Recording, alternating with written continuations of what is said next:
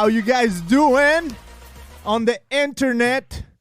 Today is an amazing day, and you know me, I'm Beto Gudiño, and I bring you weekly God Thinkers to talk about matters of Christianity and culture through the lens of emoji reactions that range from blasphemous to divine.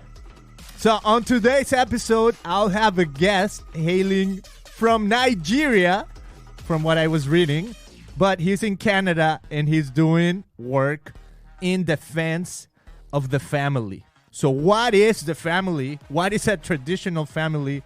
Is there any other option when it comes to family? So we're going to tackle this and more on today's episode. So are you guys ready? Brace yourselves!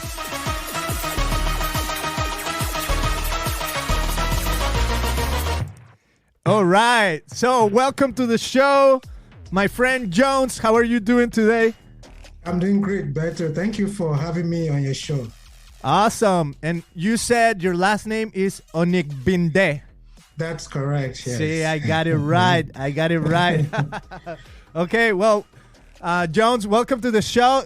Tell me a little bit about who you are and where you are tuning in from. I think you're in Canada, right? Yes, I am. My name is Jones. I immigrated to Canada in 2005.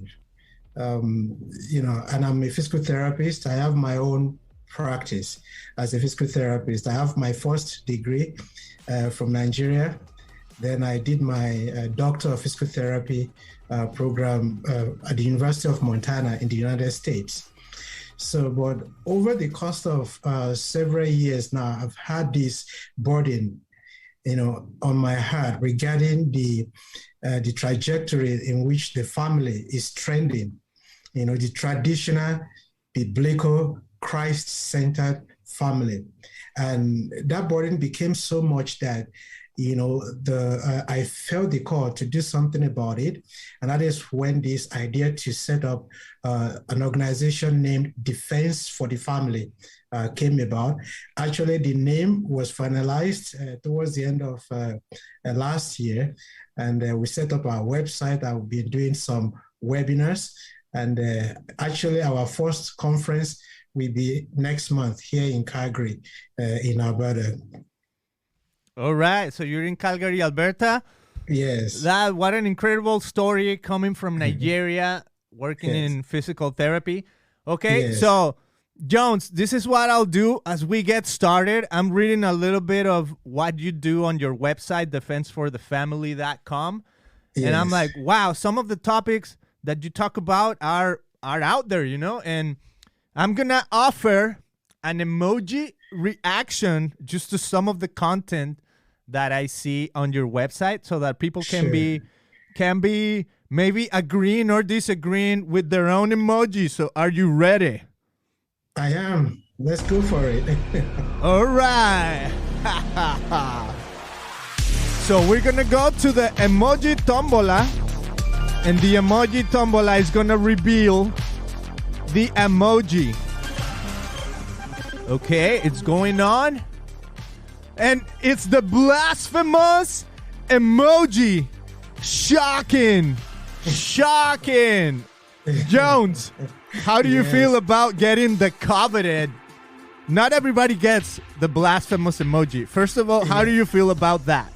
Well, I would say to a point that when you look at the way the family is right now, the situation, the state of the traditional Christian family, I would say we are getting to that borderline blasphemous. There's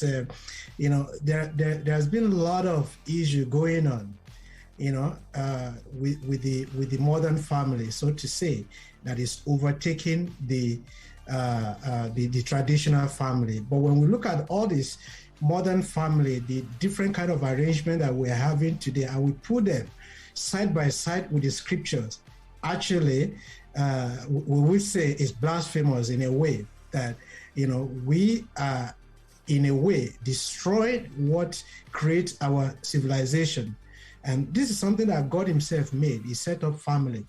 But now when we are doing contrary to the will and the plan of God regarding family, I think that's blasphemous. So it's All right, so we're on the same page. yes.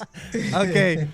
All right, Jones. So, I mean, there's a lot already where I want to go with this podcast, but I guess I want to start right here, like from your own vantage point. I mean, you come from Nigeria, you know, so that's already awesome when I get to talk to people like all around the world, but especially Africa. You know, you were even saying that, you know, back to one of my first episodes, I was talking to a person in Kenya as well as a person in Canada, and it seems like, you know, you're connected to them.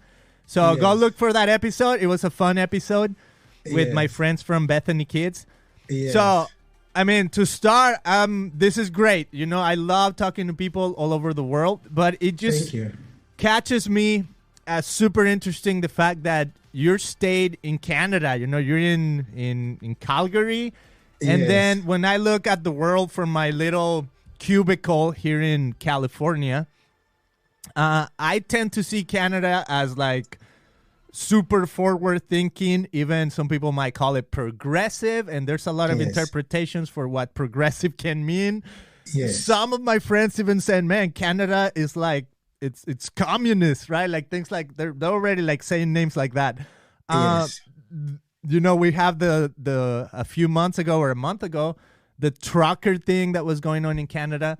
So, I mean, just from your vantage point, I would love for you to expand a little bit on what is your vision of the family? Like, what do you think is the family? And for sure, you're using like biblical terms, as you said at the beginning. So I just want to know, like, from your vantage point, what is family? And then we'll move on to what are you experiencing in Canada that you're saying, okay, that is a stretch to call family. So what is family, Jones? You know, if we look at the scriptures, look at in the beginning when God made everything. Those of us that believe in classical understanding of the scriptures, you know, Adam and Eve, they were not just a phantom.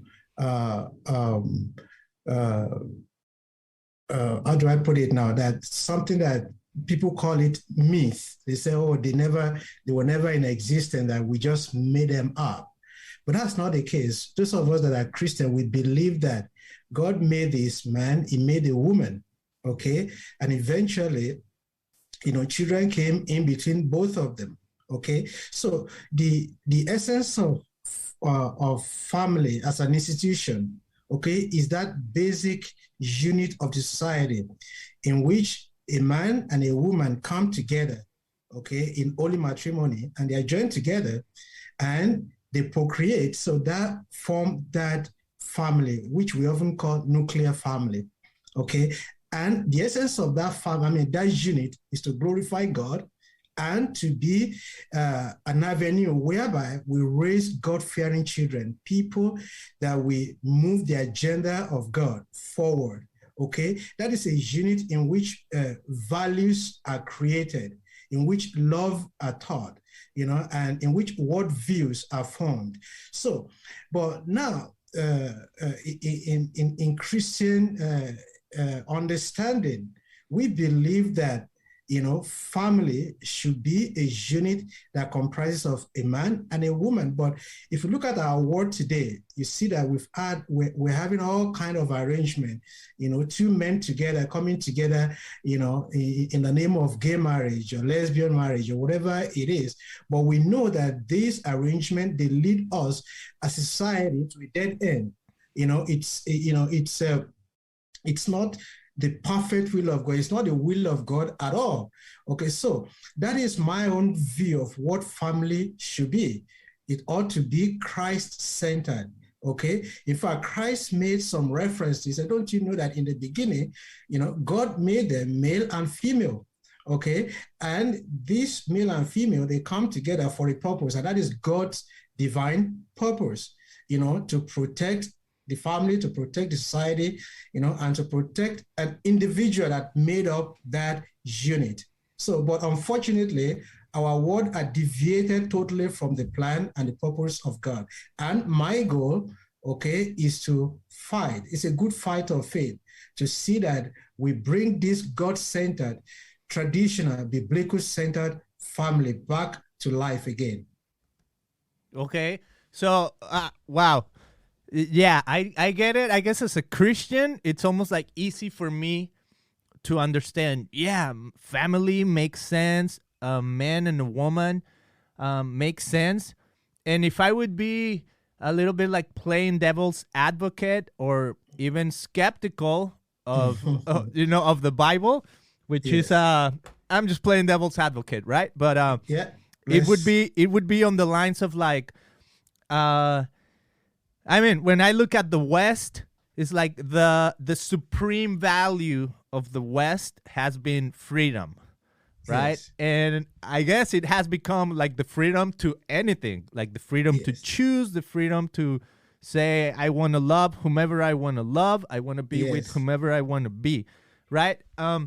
So what are you experiencing right now in Canada? Is it really that progressive? Are when maybe I don't know if you are familiar with statistics about family in Canada that you can inform us a little bit, like what's happening in Canada that's maybe unique, um, or is Canada just going on like this the rest of the world? What do you see in Canada in terms of family? Well, you know that the Canadian society, it's one of the most progressive uh, um, society you could ever find. Even I mean, Canada as a country, it's ahead of so many other Western nations in when it comes to this social issue. Okay. In fact, the so-called conservative politicians, you could hardly differentiate them, okay, from the liberals or from the progressives.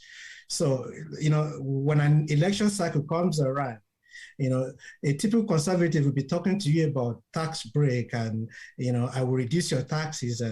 But if I say, okay, my life is not just about taxes. What about these social issues? Mm. And if you see the way that we react to those questions, they see it as an abomination. They don't even want to touch it. They don't want to talk about, and I would say, okay, if you say you're a conservative, what are you conserving when you cannot conserve life, you cannot conserve family, you cannot conserve, all these traditional values that make us who we are as a nation. So, the state of the nation when it comes to the family is in no way different from what we have in all these Western nations. We talk about Europe, we talk about United States of America, but I would say Canada is even a little bit ahead when it comes to all these social issues that we're just going towards this progressive slippery slope. Okay, when it comes to homosexuality, when it comes to gay marriage, when it comes to transgenderism, you even see that here in Canada, there was a case I heard about a year or 2 years ago of a man. The child came to dad and said, or came to the parent and said, "Oh, though I hope I get it right. I'm a boy, but I want to be called a girl as from now." The family was broken down because the father disagreed, the mom affirmed the child, and the court sided with the child and with the mom. So in fact, the man was thrown into jail at one point. So you will see that as a society, we're on this downward slippery slope to to a point that we will, the society will self-destruct on its own. Okay. Wow.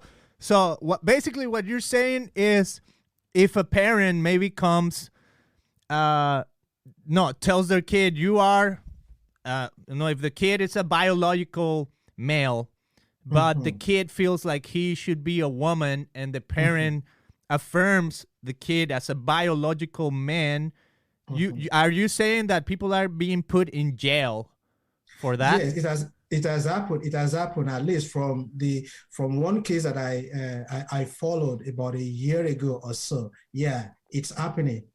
Wow. Okay. So that, I mean, here in America, right? Like a few days ago, there's this athlete who claims to be, I guess, I get a little confused when it's like male, female, and all of that. Yes. I think it's a male who is a trans woman who feels Yes. like he should be a woman, and he's Yes. competing in the swim sports, and he's Yes. winning, right? Like he's winning championships against biological women. I mean, so all Yes. of that to me, it's totally confusing in my head. Like, okay, like who's competing with who and why are they winning? And so I can only imagine. I mean, for example, right, when it comes to free speech, there's Twitter accounts. So there was this is just like super recent, like yesterday or like 2 days ago.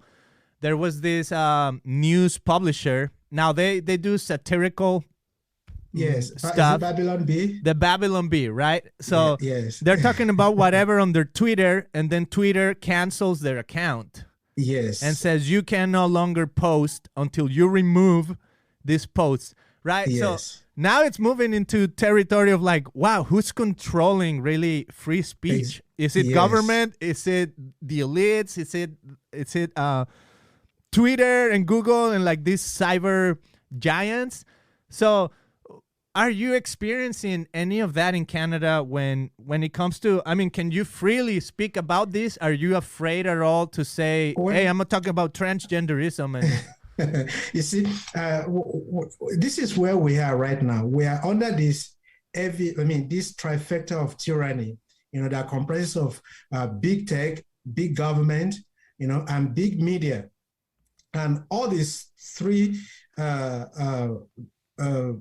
big establishments, they are actually working in tandem to destroy our freedom, to destroy what we will call speech. I mean, free speech. Okay. Now, in as much as you're not saying anything that is against their own set of belief system, you are okay to say whatever you want to say. But if you cross that red line and you begin to say what is truly in your heart, what your own belief systems are, then you are in the crosshair. Take for example, there were a few pastors. Okay, they were jailed during this COVID-19. Why? Because they will not, dance to the official narrative. They will not accept those official narratives that government is giving us. And because they crossed that line, they threw them in jail. So Canada, as I said, is in no way different. Okay, from any Western society that we have right now. So yeah, we're not as free as people will make us to believe. And as I said, you are free to say whatever you want to say, in as much as you are not crossing the line that gay activists, they've said, or the transgender court activists, they've said, if you're not crossing those lines, then you are okay to say whatever you want to say. But the moment you say, this is what I believe, and you want to cross that line, then you automatically cast as a phobic or transphobic or homophobic, and they will do everything to cancel you outrightly. Wow.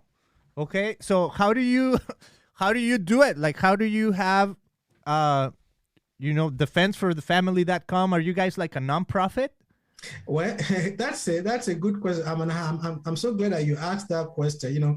We're still in the process. In fact, I've been asking questions because I know that, this is, we need to anticipate. We need to be proactive. We are supposed to register as a not-for-profit, and the process of going about that, we're still in that process at this point. But for me, one of the issues that I believe that get us to where we are right now is that there are a lot of these issues that the churches are not even mentioning them. Why? Because they are under this non-profit status, and they believe that if I say this, if I say that, even though these are biblical issues that needed to be tackled head on. So because of that, people are watering down what they should be saying. They are watering down their messages, and just because they are under that status, I know that it's not all the churches, but significant portion of that. You can hardly see, very few pastors will come up and say, this is what the Bible says about this issue. And some of them will be telling you that they are evolving in their own thinking. Some churches are even, giving priesthood to gay and lesbians, so, and all because they are under this status. So now, am I going to get to a point that they will say, defense for the family, or you cannot register because of your value system, because of what you believe? Yeah, we're willing to forego that aspect. So though we're still in the process of registering as a not-for-profit, but we're already counting the cost, and we will do the will of God, whatever comes. Wow. Okay, so you're going for it. So let's talk about some of the things that you talk about on your website. So, for example, how the renewed sexual and gender revolutions are wreaking havoc on the foundation of traditional, natural, and family institution. So what would you say? I mean, again, from your vantage point, you already talked about, transgender, gay and lesbian couples, raising kids and all of that. So if you would say, what are the renewed sexual and gender revolutions? What do you put under that umbrella? Yes, if we're all students of history, if you look at let's say in the 50s and early 60s, we have this feminist movement, radical one for that matter. We're not talking about the women being accorded the true place where God put them. They are made in the image of God, just like any other man. In fact, the Bible says that there is neither Jew nor Greek, no male or female. We hold the same value in the presence of God. But, if you look at the radical feminism that swept the society in the past several decades, the goal, is not to fight for the role and the rights of women. That is not the primary role. From where we can see, from what we can see now, it is a carefully designed movement to destroy what we know as traditional family. And ever since then, we see that our modern law, school curricula, academic theory, such as critical race theory, economic policy, all of these things, even reactionary organizations such as BLM, Black Lives Matters, and Antifa, all of these groups and ideologies, they are all working together for one purpose: to deconstruct the family and to destroy it, and eventually to destroy the society as the way we know it. So, but recently we've seen the resurgence of that when it comes to sexual identity and gender identity, and all of these things. They are spreading like a wildfire. And in fact, it will take a discernment to know that this is not just ordinary. These are carefully crafted and planned and well-funded plans to destroy anything that God has interest in. And if there's one place where God's interest is, where Christ's interest is, it's in the family. It is in the nuclear family, and they are doing everything, to destroy it. And you and I, we can't just sit on the fence and think that, it will pass. It's not going to pass. Are we going to save the whole world? No, that's not our intention. But if we could touch one heart or one mind, to bring about God's purpose and plan for the family and eventually for the society, I think that's a worthy goal to set. Mm-hmm. Okay, so I get that. I see. I think the harder part for me is, what is God's purpose for society and or His plan for the family, and yes, why are people moving away from that? You were talking about like the feminist movement starting in the 50s, last century. So the impression I have is that maybe as humans, I feel like we're almost like giving up on each other, right? Like women are not trusting men anymore, and therefore they go to the extreme and they say, I just don't want to relate to men. They're evil. They're bad, right? And when I think of even like transgender people or transgenderism, sometimes I feel like, wow, it seems like people are dissatisfied with their own bodies so much so that they want to become somebody else, even if their biology is informing them of no, of a reality, right? And if you get to the psychological, the psychology of it, it's like, wow, it's almost like psychology doesn't even matter anymore, or whatever you construct in your head, that's what is right, and we could talk about maybe postmodernism and what all that means. So I guess my bigger question is, how do you invite people in that realm to say, this is what God's plan is for you?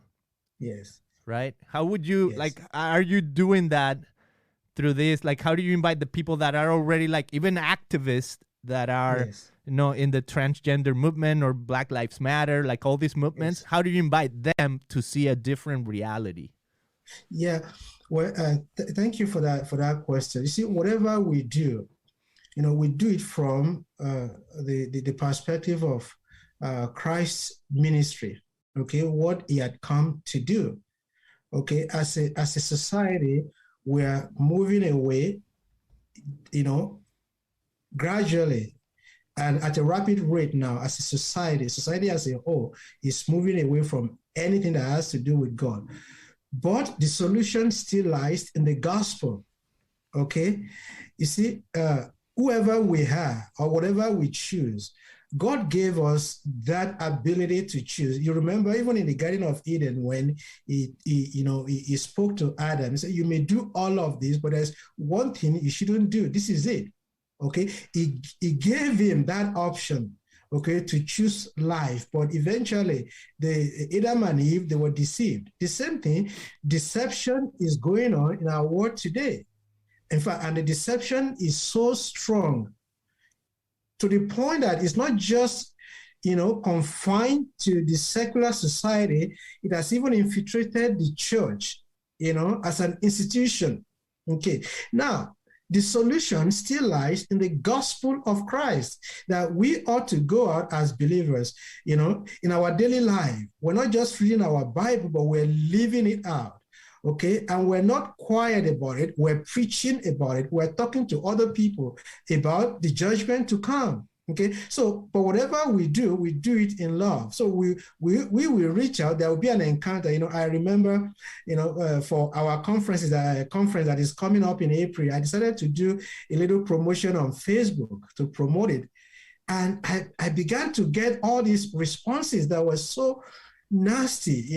People, calling me names, calling whoever is organizing this program, homophobia and all of, and I just felt that, God, this is not my fight, it is the Lord's battle. He's just using us as an instrument. So, but you and I, we need to be faithful to God's calling in our life.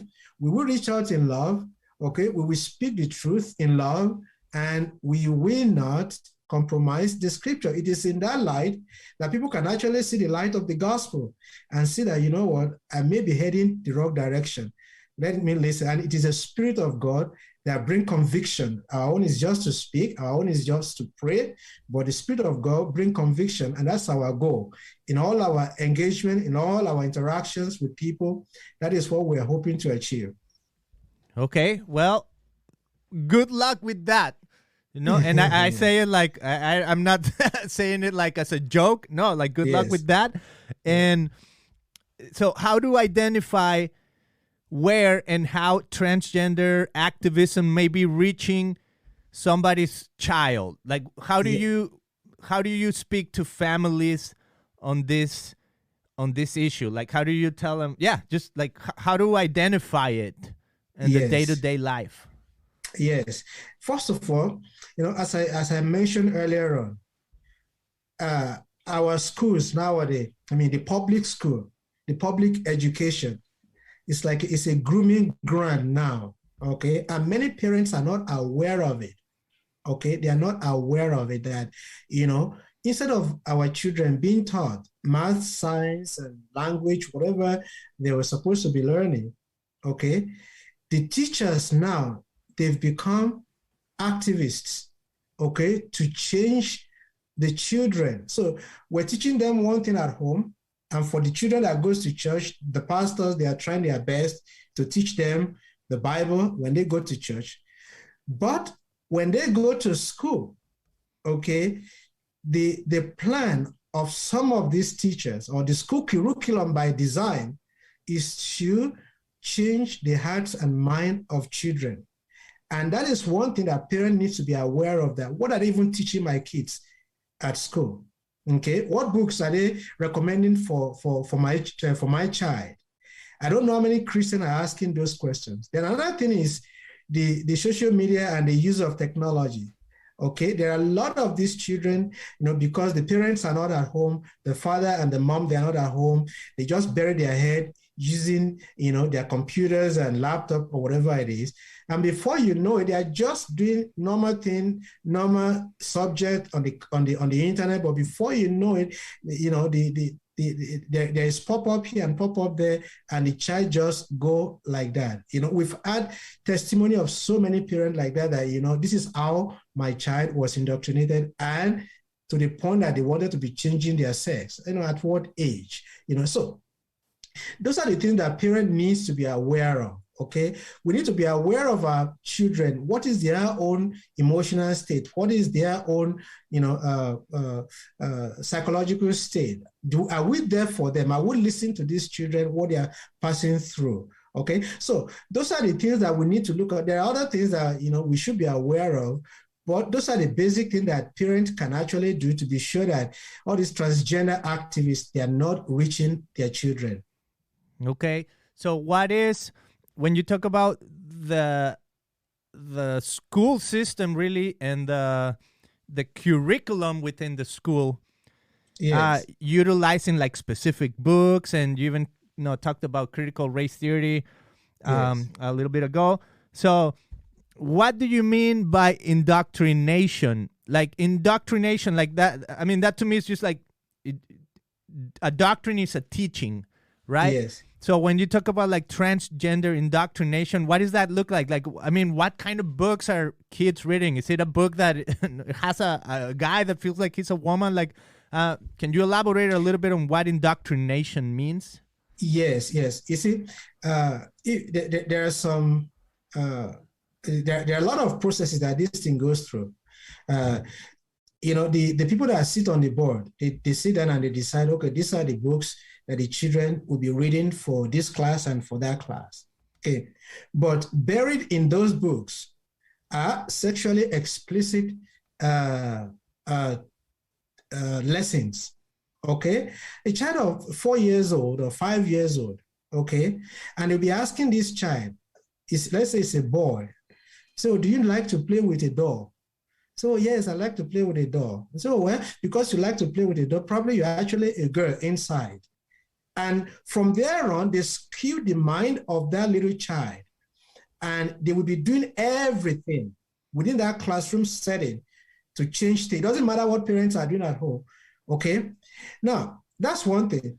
Then there is this, what they call Gay Straight Alliance right now, that if a child says, oh, I'm gay or I'm this, just go and set up that club. But don't, by law, you shouldn't let the parent know at home. That is an abomination. It shouldn't be. Parents should be aware of what is going on with their children. Okay? So, and this is a process. And these are some of the things that is going on right now that people are not even aware of, ordinary parents, because they're from morning to evening, they go to one work, they go to one job, they go to two jobs and all of this. So they don't even have time to understand that all of these things are going on.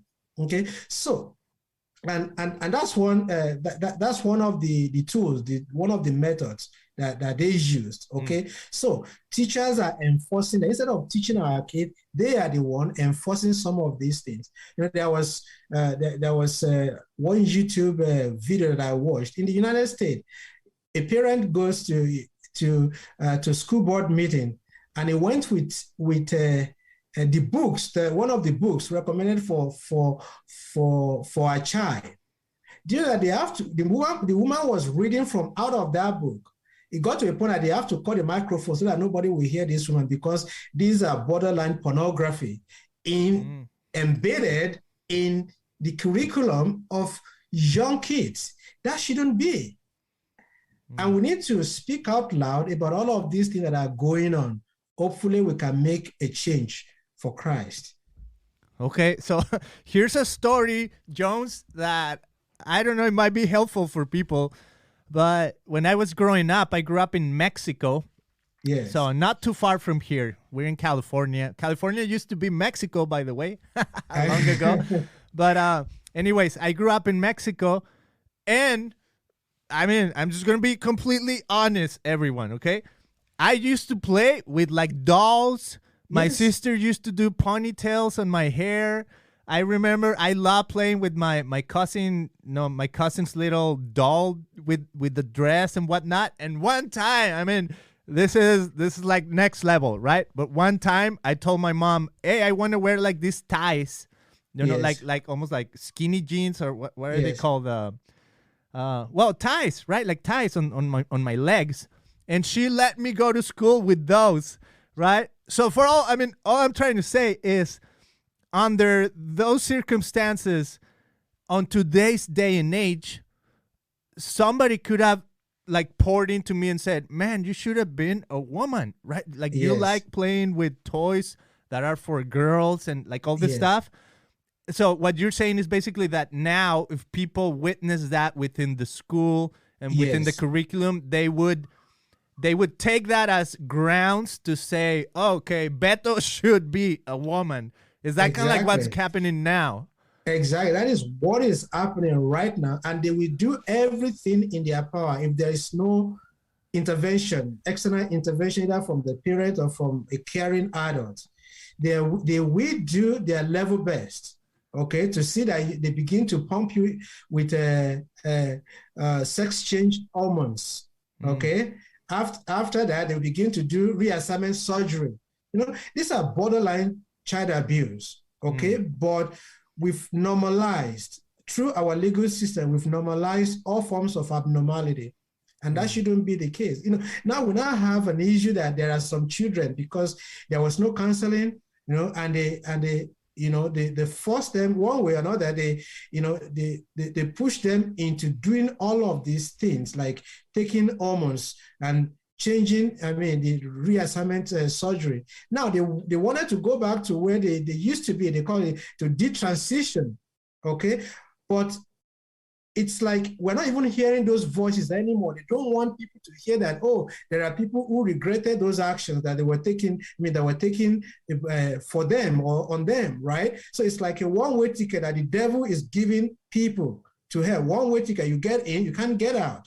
Okay, so what do we need to do? Should we just fold our hands and say, you know what, well, it will pass? No, it's not going to pass. The Bible said that in the last day, okay, perilous time shall come. And when that perilous time right now, that, things are getting worse and worse and worse, and we're just moving down the drain, and children and families are the major victims of all these progressive ideologies, these pernicious progressive ideologies, and we need to stand against it with the love of Christ, and with the commitment to doing and to speaking the truth in love. Wow. Okay, so I love that phrase, speaking the truth in love, because I feel like even in one of my other episodes, we were talking about common Bible misconceptions with the host of a show called The Bible Never Said That. And we were talking about like half-truths, right? And I was even considering the idea that, when the Bible says speaking the truth in love, I was saying, why does, I think, I don't remember. Maybe is it the Apostle Paul, or is it one of the other disciples that said that? Is it John? Do you remember? Or James? I would. Oh, well, sorry, I don't have it in my head right now. Me neither. Okay, so let's just. It's in the Bible, in the New Testament. Yes. You guys put it in the comments, you Bible scholars. I'm just a communications guy, but I love the fact that he says, "Speak the truth in love." Because why did he add the phrase "in love"? I feel like, to me particularly, it almost seems like if he just says "speak the truth," maybe it is the truth, but maybe it's not fully, right? So maybe it's also a half-truth, which therefore could be almost like a lie. But if you speak the truth in love, I feel like that's the complete picture of truth. Yes. When it's told in love. So, okay, let's before we move on to a little more like hopeful, like what are you doing right now? There's just one more thing on when you talk about transgenderism, like you talk about it almost like as a cult. Can you speak to that? I mean, from your vantage point, do you see like what is the when I think of a cult, I'm like, wow, there's like a almost like a spiritual element. Maybe even you could even say if you're Christian, like a demonic element to it. So what do you mean when you say that something is a cult?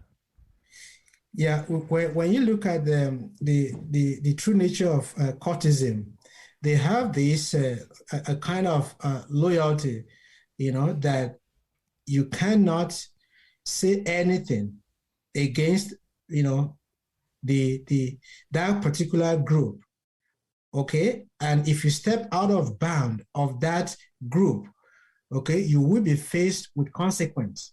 Okay, and when you cannot question whatever anybody says, to me, it's cult-like that you cannot really express your own view as to what is the way I see this. No, you have to go with the belief system of this particular group. Okay, so when you look at transgenderism and the transgender group or activist, you see that they have this tendency to control the narratives. Okay, they have this belief that you cannot say anything against them. That is why they tag you immediately. You say something that is outside of what they consider acceptable to them. So you'll be tagged, okay? You may start with name calling. Oh, it's transphobic. But if they see that you are consistent in your belief system and you're fighting, then they'll begin to look for a way to cancel you altogether, okay? They will picket your business, okay? And they will do all kind of stuff just to, to strike you down, okay? Now, that is one explanation of it. But if you look at the Bible as well, it said, though we walk in the flesh, we do not war after the flesh. Okay? Some of this that is happening today has spiritual backing. Okay? There are demonic and satanic activities. But it will be packaged as if it's a social issue, it's a cultural issue, it's a cultural differences here and there. But we know that as Christians, okay, whatever we do, there is a spiritual element. In fact, that is the most, the thing we are seeing in the physical is just the tip of the iceberg. The major thing, the spiritual part, is what we're not seeing, the unseen part of it. But people, that's why if we're going to, fight and make any appreciable difference in this issue that we're dealing with, it's a spiritual battle we need to fight. And the battle starts from home. Okay, that we go on our knees, we pray, and we preach the gospel. That is the only way to confront this issue, because it has the spiritual element. Okay, and all these issues, they are the worst kind of spiritual, demonic infestation that we could ever see, that any human being can ever encounter. That is why we need, the armor of God. We need to fight the good fight of faith. That's my belief. That's, what I think Christian churches should be doing, not just to think, oh, it's a social issue. Can you imagine that there are so many denominations now, especially in the United States and to a certain extent in Canada here, they are now imbibing critical race theory as a teaching mechanism to understand the issue of race relation. To me, how much of Bible have we read? How much of, biblical principle have we applied? And now they're now using CRT, critical race theory, as a means to understanding what the race relations should be. To me, that's an abomination, but that is where we are right now, because they think that it's just social issue, it's just a cultural issue, not knowing that it is almost 100% spiritual issue. And devil is happy with that. Satan wants to keep us in that mindset that, it's not spiritual matter. Okay. So, Jones, are you, in the type of work that you do and with what you are seeing in Canada, are you afraid of being shut down or canceled? Or what are you afraid of? Oh, no. No, I'm not. I'm not in any, we've not been given the spirit of fear. If we're going to do this work, okay, we need to be fearless. Okay, look at the biblical history. Look at all the forefather in the faith, the apostles, the original disciples, they became the apostles. And then even thereafter, all along, so many generations that have come and gone, there's nothing worthwhile that, we can achieve without risking it all. Okay, so yeah, the tendency is there to be afraid, but by the grace of God, I've made up my mind that, would they take away my business? Would they shut it down? Of course they can. Okay, but the Bible says that fear, him not. The person that can kill the body, okay? But the person that you should fear is God, who has the power to kill the body and at the same time cast that body into hell. So my allegiance is to Christ. My allegiance is to the gospel, and whatever comes, we will see. And by the grace of God, I believe that we will overcome as believers. Wow. Okay. So from there, we're going to move on to the inspired emoji. That's not inspired emoji. That's holy. Here we go. Oh, there it is. That's my inspired emoji background. So, Jones, I want to move on to hope. So, when you think of the type of work that you're doing, what would be the most hopeful idea you can think of for the future of Canadian children? My hope, my hope is that the Canadian children, okay, in large number, will come to the knowledge of Christ. Okay, but that is the only hope that we have as an individual, as families, even as a society. The only hope that any man could hold on to is a hope that Christ provides.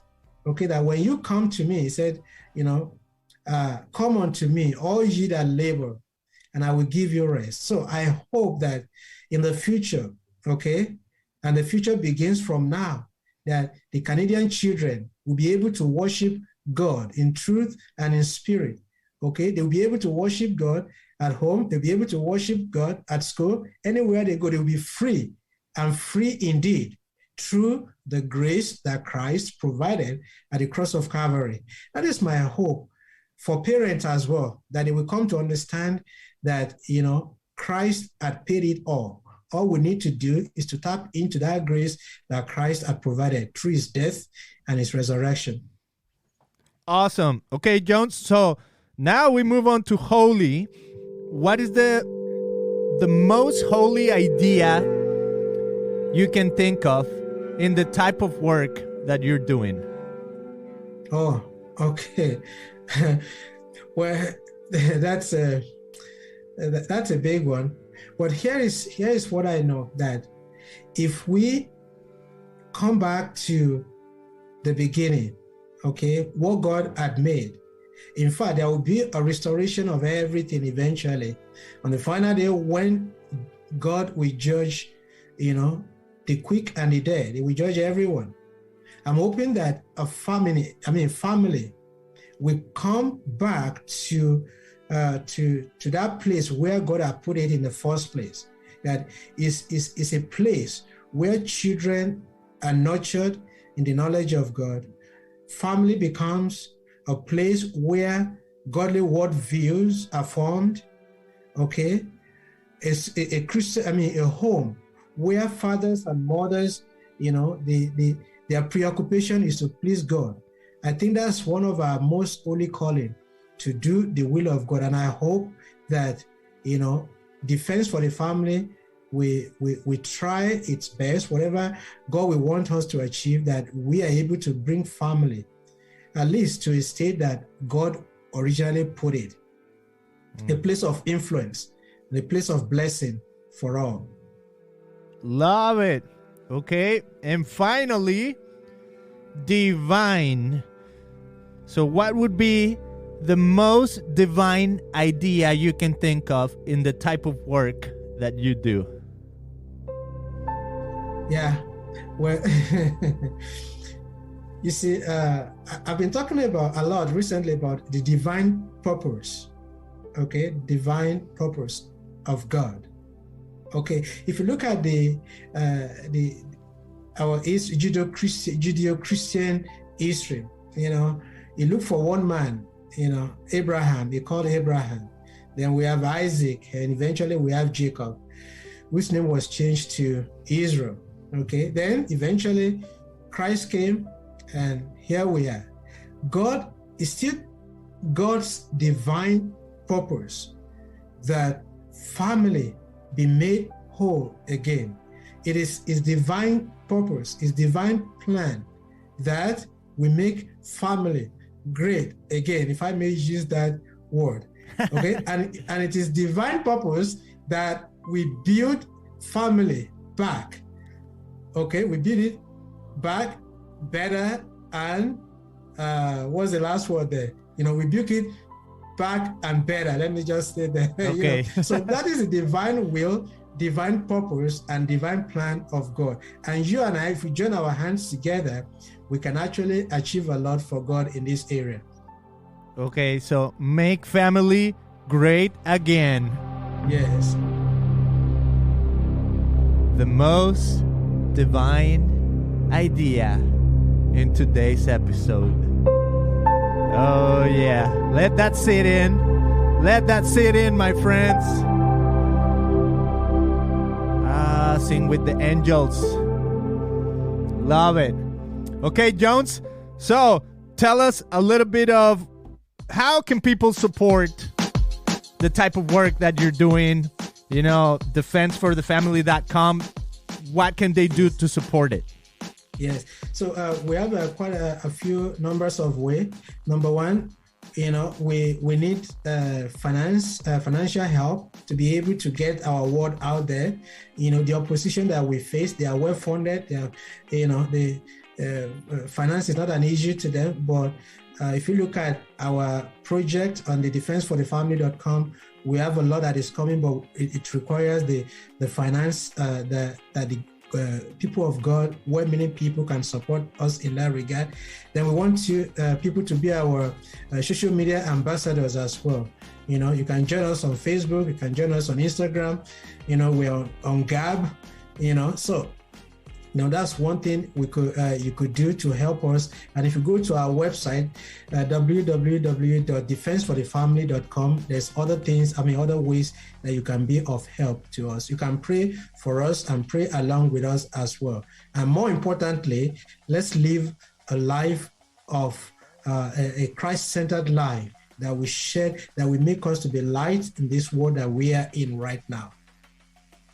Jones Onigbinde, thank you for being on the show, my friend. I'll see you so much, on the next one. Thank you so much for having me, and have a great day. All right, my friends. As always, destroy the like button. Subscribe to our episodes everywhere you listen to, on Spotify, on iTunes. Follow us on Instagram at Christian Xtian Podcast. We're also on Facebook. We're on YouTube. We're everywhere.